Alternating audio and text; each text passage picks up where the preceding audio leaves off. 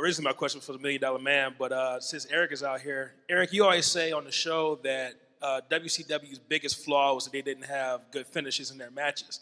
And Bruce and Pat were great at doing finishes. So from you two, what makes a great finish, and what could WCW done better to get better finishes? Who could they have brought in, or what could they have done to have better finishes in their matches?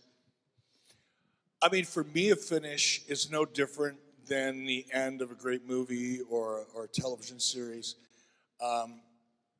It should leave you feeling, if the hero in your movie, if it's a babyface movie, if you're rooting for the star of the movie, the protagonist, if you will, the payoff in that movie, the last 10 minutes of that movie, typically a movie's 120 minutes long, it's the last 10 minutes that make you feel the most satisfied.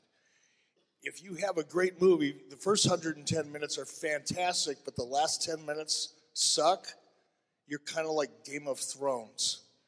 You know what I mean? That was a great, and I'm not knocking that, but that's kind of what I mean. You had 8 great seasons, I think it was 8 seasons.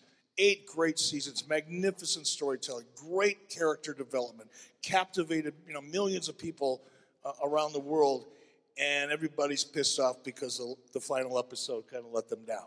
And that's all they remember. So for me, a great finish really highlights the story that's been told that led up to it and pays it off in a very positive way. And I think oftentimes in WCW's case, at least in my opinion, the finishes were almost afterthoughts. So much time went into the body of the match and telling a great story in the match, and it was almost like they just threw in the finish. Oh, we got to end. Okay, we got.